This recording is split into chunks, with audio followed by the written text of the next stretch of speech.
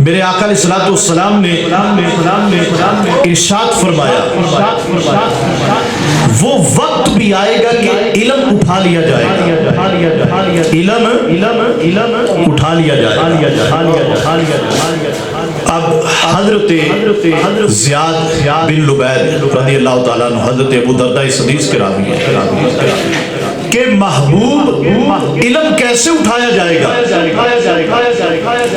ہم قرآن خود پڑھتے ہیں، آگے پڑھاتے ہیں، اپنے بچوں کو پڑھاتے ہیں، اہل و عیال کو پڑھاتے ہیں، تو علم کیسے اٹھایا جائے گا؟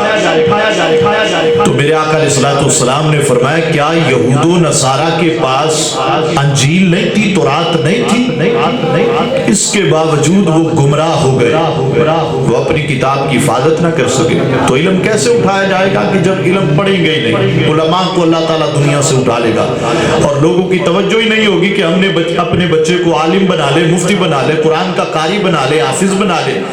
سارے کے سارے دو دنی چار کے چکر میں پڑے ہیں، گاڑی ایک ہے تو دو ہو جائے، مکان ایک ہے دو ہو جائے، کاروبار ایک ہے تو دو ہو جائے، بینک بیلنس ڈبل ہو جائے۔ یہ نہیں ہم سوچتے کہ ہمیں کس مقصد کے لیے اللہ تعالیٰ نے پیدا کیا ہے۔ تو میرے آقا علیہ السلام نے فرمایا کہ علم اٹھا لیا جائے گا۔ تو صحابی رسول کہتے ہیں کہ سب سے پہلے جو چیز اٹھائی جائے گی وہ کیا ہوگا؟ نماز کے اندر خشوع اور خضوع، یعنی بندہ اللہ کے حضور کھڑا ہے توجہ کے ساتھ نہیں، یعنی انداز ہمارا یہ بن چکا ہے کہ سارے کاروباری کھاتے ہم نے نماز کے اندر کھولے ہوتے ہیں۔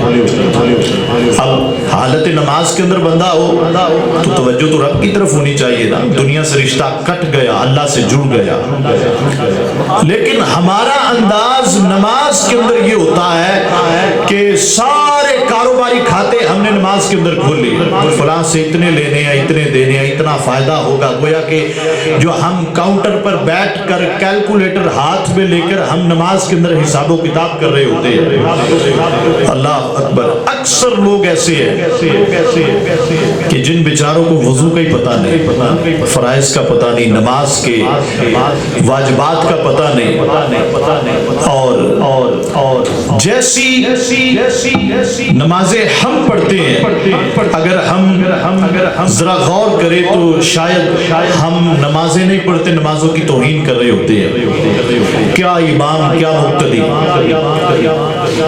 اس سلسلہ میں وہ کچھ 5 تبلیغی تبلیغ کے لیے جا رہے تھے دریا کے کنارے، اتنے میں نماز کا وقت ہو گیا اور دریا کے کنارے انہوں نے ایک امام بن گیا، ایک مقتدی بن گیا، 4 مقتدی بن گئے۔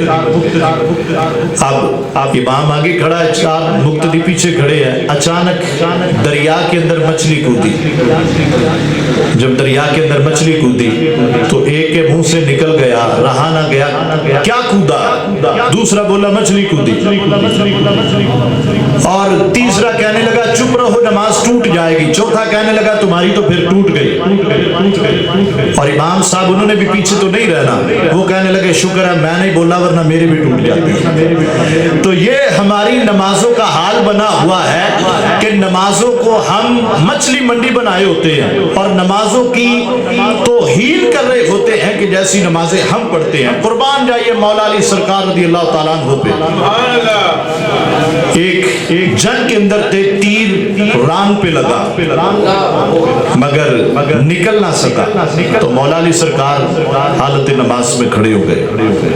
جب سجدے میں گئے تو دوست احباب نے زور سے کھینچ کر تیر نکالا، مولا علی سرکار کو پتہ ہی نہیں چلا، اور جب سلام پھیرا تو دوستوں سے پوچھا کہ شاید تم تیر نکالنے کے لیے جمع ہوئے ہو، تو انہوں نے عرض کی حضور ہم نے تو تیر نکال بھی لیا، فرمایا مجھے تو پتہ تک نہیں چلا۔ تو یہ تھی نماز حضرت عبداللہ بن عباس رضی اللہ تعالی عنہ، ان کی آنکھوں میں موتیا اتر آیا، تو طبیب طبیب نے کہا کہ حضرت آپریشن کرنا پڑے گا اور کچھ دن آپ نماز نہیں پڑھ سکتے، تو فرمایا کہ ساری زندگی مجھے اندھا رہنا منظور ہے مگر نماز ایک بھی نہیں چھوڑوں گا، نماز ایک بھی نہیں چھوڑوں گا۔ تو یہ تھے ہمارے اسلاف، اور ایک ہم ہے، ذرا غور کرے کہ ماہ رمضان کی آمد ہے۔ ابھی سے سوچیں میرا پچھلا رمضان کیسا گزرا تھا، اب کیسا گزرے گا، اور یہ دنیا ہے اور ہم غفلت میں پڑے ہوئے ہیں، مریں گے تو پھر جاگیں گے۔ بیمار بندہ ہو جائے تو صحت مل سکتی ہے، کاروبار چلا جائے تو کاروبار مل سکتا ہے، دنیا کی ہر نعمت چلی جائے مل سکتی ہے، ایک سانس کی کوئی قیمت نہیں دے سکتا، چلا جائے تو واپس نہیں مل سکتا۔ ایک ایک سانس 9 لکھے ہار سے بھی قیمتی ہے، جس کی ہمیں پرواہ ہی نہیں ہے۔